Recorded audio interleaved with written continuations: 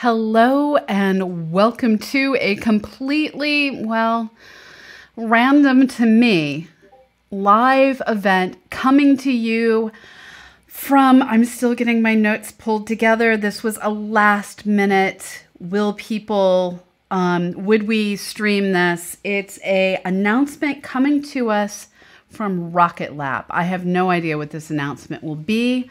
All I know is it's going live momentarily. I'm trying to figure out if I have the audio turned on. I can't tell. Oh man. This is where I learned just how good my vision may or may not be. Let's reload that window. Okay, hold on while I check if I can figure out if there's audio streaming in or not.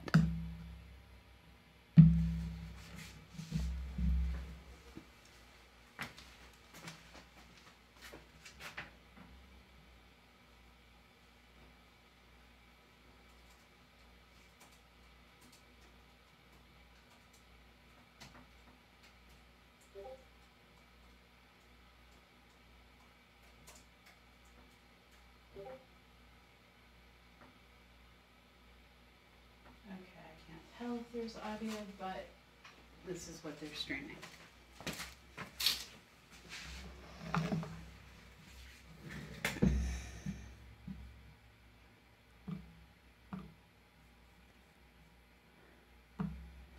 Okay, folks, we think maybe there will be audio when the stream actually does things. We currently have a message saying waiting for Rocket Labs. So we're waiting. I have no clue what this is going to be. There are rumors in the chat that it is going to be an announcement of an Electron Heavy. These are the little tiny rockets that they've been quite successfully launching, I believe, from New Zealand for the past couple of years. But I don't know for sure, and I would like to apologize for the fact that I'm wearing a green shirt. Well, green streaming, I forget it. I would like to apologize for the fact that I'm wearing a green shirt.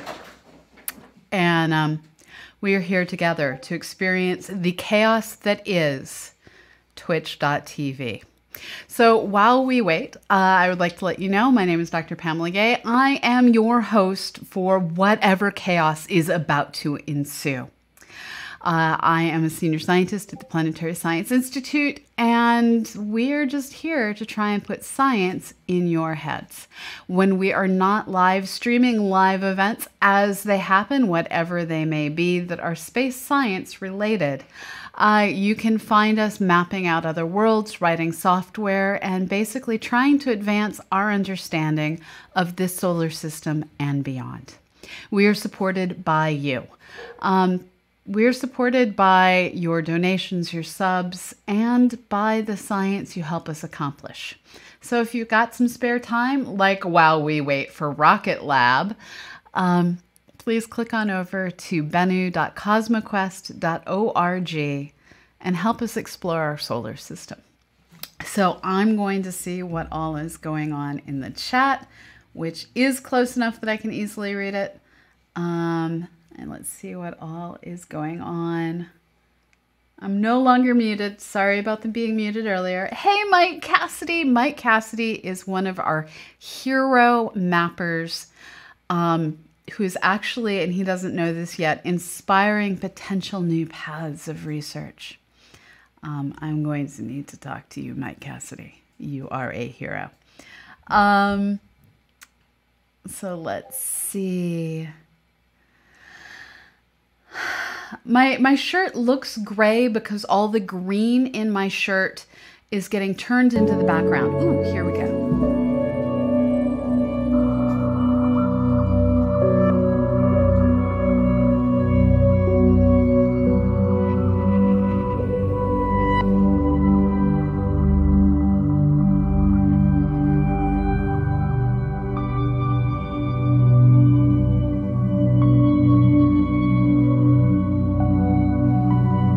Here we go with music and a background.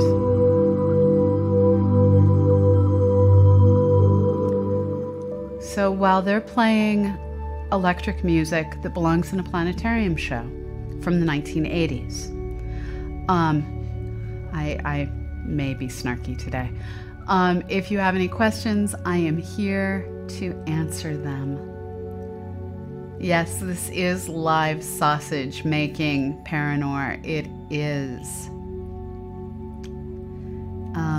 And for those of you who don't know where I am, I'm in the basement of my house where we have a new green screen facility set up. And it wants to stream nothing useful if I switch over to it, so I'm not going to do that. So we don't know what this RocketLab announcement is. We just know they've been hyping it. My green screen is a bit off. This is true. Let me see if I can fix that. I don't know if it's the green screen that's a bit off or I didn't get the camera back in the right place. Either way, I have the power to fix this. One moment, please. So this is a new facility for us, and there's still a lot of experimentation going on to try and get all the settings just right.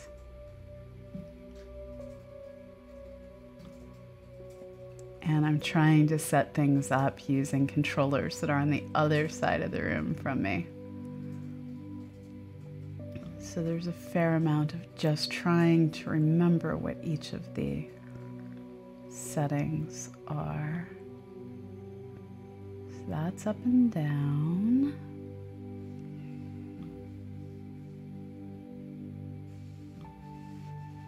That's the bottom. There we go. I'm hoping I now have all of it. There. We'll go with that. I like the fact that you're trying to order Arnster around. No, he's quite happily reading the chat.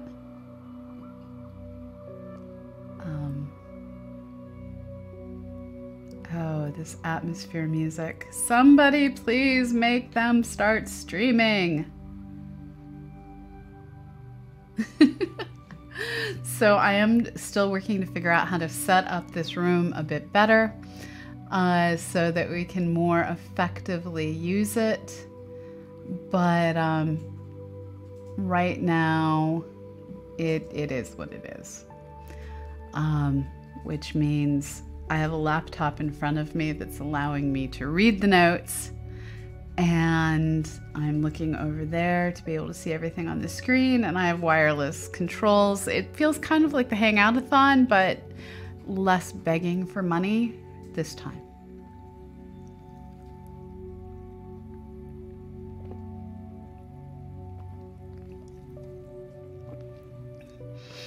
Following this stream, we will be going into a second stream that will be hosted by our own Binary Blaze, Annie Wilson, that will be featuring launch of a SpaceX Falcon 9 carrying a super hefty, did all of its weightlifting, heavyweight satellite into an orbit. I don't actually know because I didn't prep for that rocket launch. But there will be launch after this coverage. Okay, here we go, hopefully.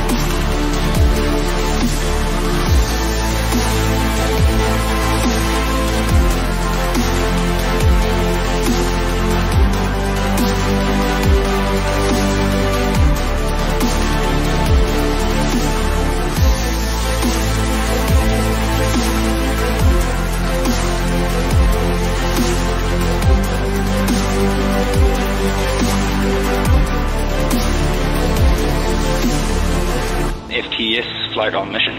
Go flight. Please confirm FTS is green on internal power. FTS is green and go for flight. And all stations, this is flight on mission. From now there should be no red flags on your LCCs. FSO RCO mission court. Confirm flight safety is green. Flight safety is green. All stations on mission. Range is green. Auto sequence is armed. And to all operators, we are go for auto sequence start at T-minus 2 minutes. Galley's running. Reading GNC systems. 10, 9, 8, 7, 6, 5, 4, 3, 2, Ignition. 1.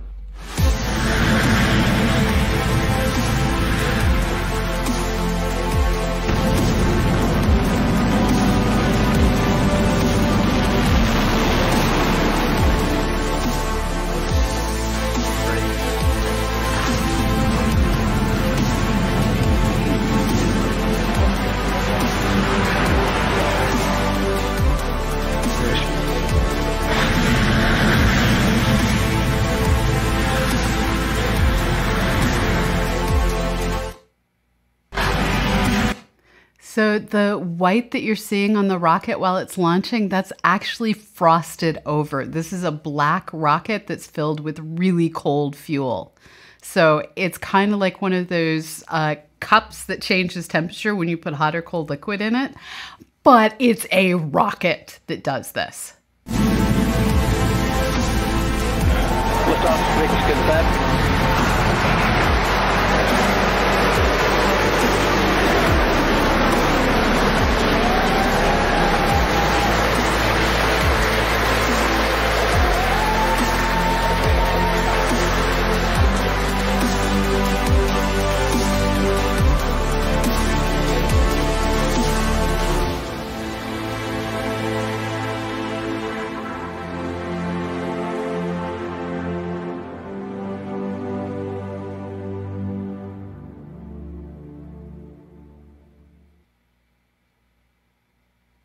Well, it's been a busy few years.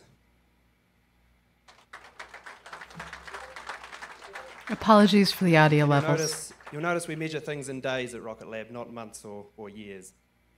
So what have we accomplished in the last 1,800 days, roughly? So we started off developing a Rutherford rocket engine. We've put 70 of them into space now. Last month, the 100th engine came off the production line, and I'm just incredibly proud of the propulsion team for the engine that they've created. The first all 3D printed engine, first electric turbo pump cycle. There's a lot of innovations in that engine. And then there's Electron itself. As you saw from the video, we've been to orbit 7 times. There's one on the pad right now. In fact, we just finished the wet dress of that vehicle yesterday. And the vehicle itself is proven to be 100% customer deployment success. And we're really proud of the orbital insertion accuracy that we were able to achieve. Where average insertion accuracy is around about 1.4 kilometres, and for you guys, I know that's pretty helpful. We're able to give state vectors to our customers within 20 minutes, and they're able to find their spacecraft straight away. There's no looking for spacecraft in a sea. So we also built a launch site. This is LC1. In order for us to build this launch site, it required a bilateral treaty between New Zealand and America. New Zealand government had to create a whole lot of laws, then they had to create a space agency, and then the Aussies got jealous and they created a space agency too, so we created 2 space agencies. But nevertheless, there was a massive feat. We have tracking stations all around the world: Cork, Azores, Chatham Islands, Southland Australia. And the site is licensed to launch every 72 hours for the next 30 years. So we have more launch frequency out of that site than most countries. And then there's LC2. We're incredibly proud and working with the team at Mars to develop LC2. I think it's going to go down as the fastest launch pad build in history. We started driving piles in January, and that site's going to be activated before the end of the year. And that'll give us even more launch frequency. And then there's production. Production's way harder than anybody thinks.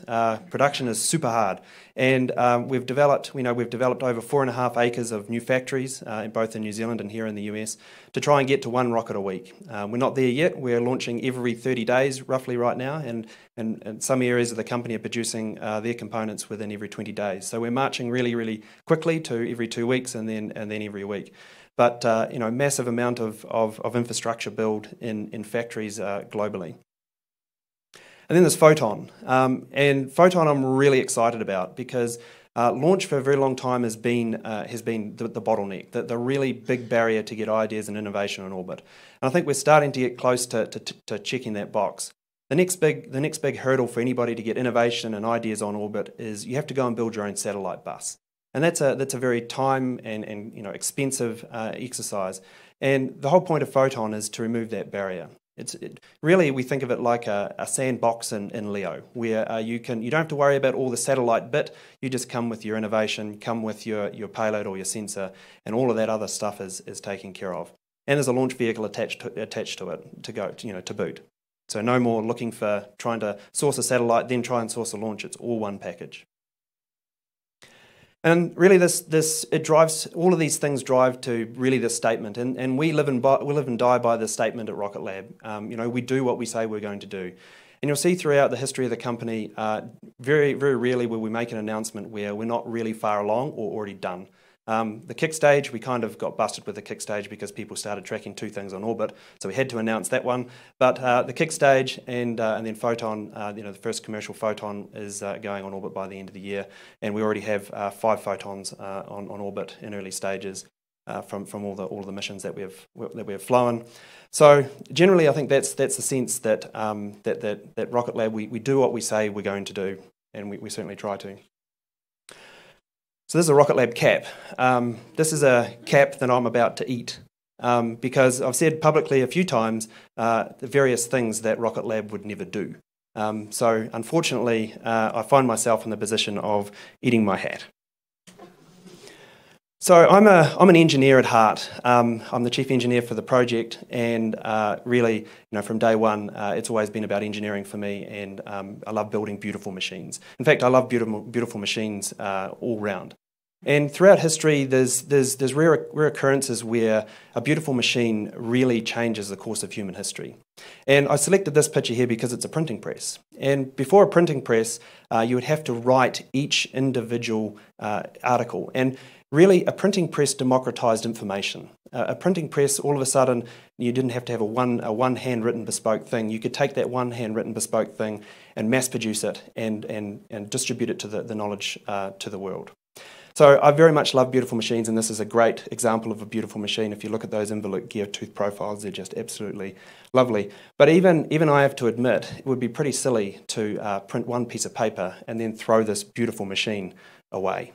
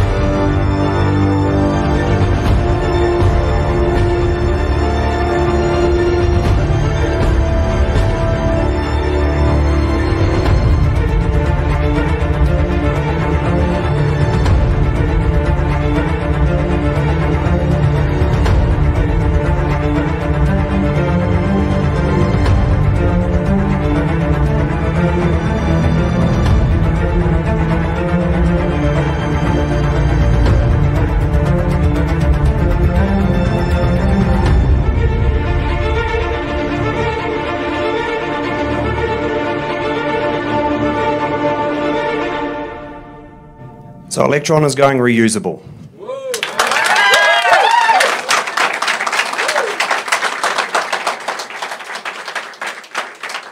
So let me explain why I thought this was impossible. So we have a terminology within RocketLab that we affectionately call the wall. And the reality is we're not doing a propulsive re-entry, and obviously you saw we're not doing a propulsive landing. And the fundamental reason for that is that takes a small launch vehicle and turns it into a medium-sized launch vehicle. And we're not in the business of building medium-sized launch vehicles, we're in the business of building small launch vehicles for our dedicated customers to get on orbit frequently. So a lot of things don't scale well, and that's one of the things that really don't scale well in a small launch vehicle. So we have to start off at 8.5 times the speed of sound, and we have to get down to 0.01 times the speed of sound in around about 70 seconds. And that's a really challenging thing to do. There's a lot of energy that needs to be dealt with on the way down. So we need to dissipate around about 3.5 gigajoules of energy. That's a lot of energy to deal with on the way down. And to put it into more context, 3.5 gigajoules powers 57,000 homes for an instant. That kind of gives you a sense of how much energy that we have to scrub, and we can't scrub that propulsively. And when we're entering, we generate a lot of shock waves and shock-shock interactions, and the plasma around those shock waves is equal to about half the temperature of the sun. So we have tremendous aerothermal loads. I think you can probably see by now why I thought this was a pretty big challenge prior to this. And then the aerodynamic loads, it's like taking an electron and standing 3 elephants on the top. So you have a 1.8 millimeter carbon fibre rocket with 3 elephants standing on the top with heating loads half the temperature of the sun, re-entering the Earth's atmosphere at 8.5 times the speed of sound. And we've got to get it down safely and in one piece. So there's lots of really big challenges here to try and deal with. So why did we convince ourselves, how do we convince ourselves this was possible? Well, we started flying, and when we started flying, we started getting more and more data. The Electron is basically a flying laboratory. We have around about 15,000 channels of data every flight. So we collect a huge amount of data every flight, and once you start to collect that data, we started to build these computational fluid dynamic models, and we tried to understand and close the verification loop of what's going on. And what you see there is a CFD model of a stage at the beginning of re-entry. And then you can see the kind of flow fields you get as you're trying to re-enter here, and the kind of interactions with the vehicle and the atmosphere. This is a particularly interesting CFD plot. This shows all the shock-shock interactions. So when you produce one of those shock waves, which is white, just think of that as the sun, or half the temperature of the sun. And you'll notice a few of those shock waves on this particular angle of attack of re-entry at 10 degrees are attaching themselves to the launch vehicle. That is a plasma knife. So that is a very difficult thing to deal with, both from a TPS perspective, but also from a re-entry control perspective. So this is a hard problem, and we're taking a completely different approach to solving this problem. We're doing it very, very passively. We're doing it with a lot of TPS and a lot of aerodynamic decelerators to try and push our way through that boundary wall. So if we think about what is our plan here, we started flying in earnest, commercially end of last year, and that's when we started to gather data. And more recently, we've really started to nail down on this. So Flight 6, we gathered a lot of data. Flight 7, we gathered even more data. This Flight 8, that's coming up, that's on the pad, is a really critical flight.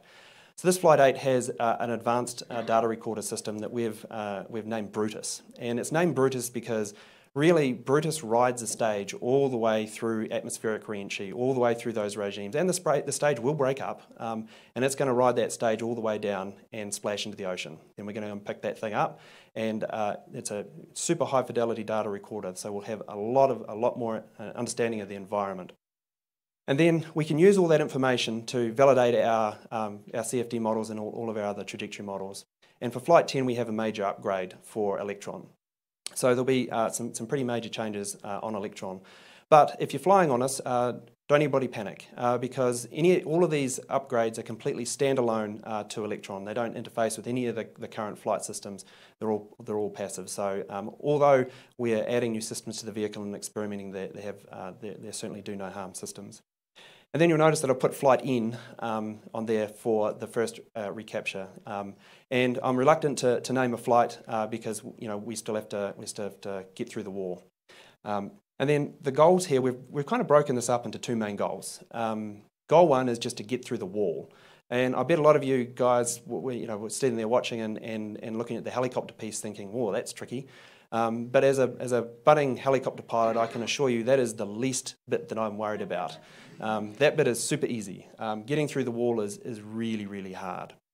We've developed quite a lot of new technologies and new techniques to be able to manage this. So we think we've got a really good shot at making this happen. And then once we're through the wall, well, we go and pick it up. The ideal scenario here is, as everybody's aware, Electron is an electric turbopump vehicle. So the grand goal here is if we can capture the vehicle in wonderful condition, in theory we should be able to put it back on the pad, charge the batteries up, and go again. That's the main ideal goal. So why do this recovery? Why the change, and why are we trying to attempt this? And it comes down to this fundamental fact.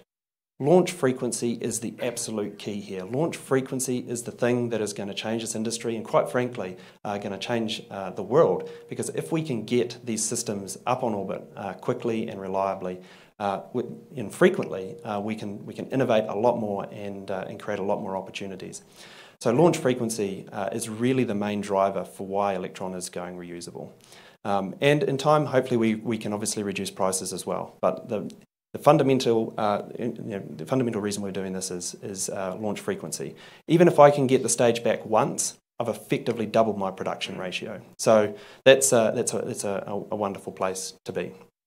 So thanks very much for everybody turning up, and thanks for everyone watching this live. If for the people here at SmallSat, it's time to party. So please come to the RocketLab party, and we'll celebrate this. But thank you very much.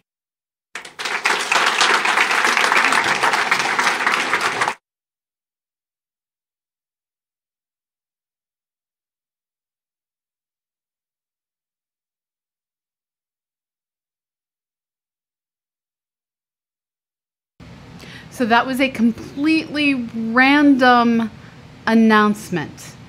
What we have just heard is RocketLab, which has been launching their rockets from New Zealand, which is someplace any of you are welcome to send me to go cover one of these rocket launches live. Just laying that out there. I think Annie would be happy to join me. So would our Instro Dave.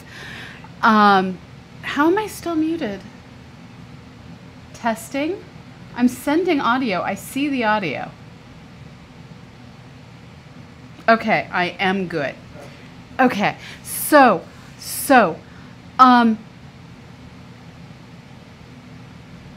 RocketLab is going to attempt to use parachutes to drop enough energy and slow their rocket sufficiently without using retro rockets like SpaceX does, that they can I'm being laughed at for my failure to pronounce things. That they're going to try and catch these with a helicopter. There are so many concerns around this, but if they pull this off, this is going to make the fairing catches that they're trying to do out in the ocean with a boat look like child's play. So we're just going to have to see what happens. Now, these are little tiny rockets, and when I say that, I mean you can basically hug an Electron. They're not that big around. So they are a completely reasonable size to catch as long as they slow down enough. I like the DPI puts, "You Electron hugger," in the chat. Yes, I would be an Electron hugger given the opportunity, but you probably shouldn't hug a rocket before it's launched because that might do bad things to it. These are just a really cute little rocket. As I said early on in this broadcast, these are standard black rockets. They're made out of a carbon polymer. I don't know if polymer is the right word. And they frost to bands of white when they get filled up with their cryogenic fuels. They're just a neat little system that RocketLab has made work extremely effectively to launch low mass payloads at a super low cost. So way to go.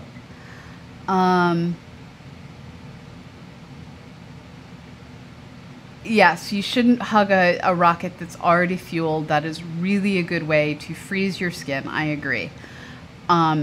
So, yeah, hug a room temperature electron.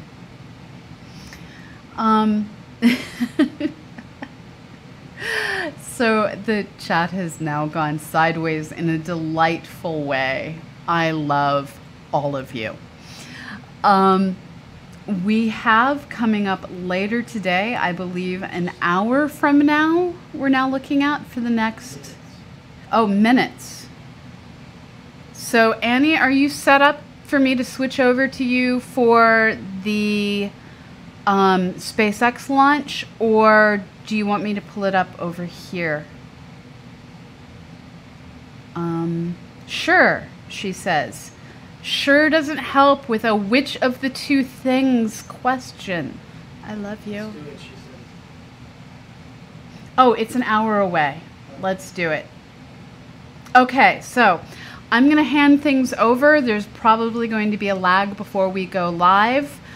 And Annie Wilson, our own Binary Ablaze, is going to be bringing you the launch of a Falcon 9 carrying a Amos satellite that is rather massive. And because of this overweight satellite going into orbit, they will not be trying to recover the first stage because it's going to be going too fast and too high for them to be able to bring it back. All its fuel is going into takeoff. So I'm going to take off. I'm going to hand things over to you. We will be watching when you launch unless we need to go get food and the internet doesn't work, but we'll still be trying. So thank you all. Stay tuned. Annie will be coming back, and she will be back here tomorrow at 10 a.m. Pacific, 1 p.m. Eastern. That's 6 p.m. London time to bring you the Daily Space with our weekly Wednesday update on all things spacecraft related. And I think we may have a new number for the number of space toilets on orbit. So I'm going to figure out how to run the credits and say thank you all for being here. And wherever you are in the world, have a fabulous morning, evening, or afternoon, and I'll see you on the other side. Bye-bye.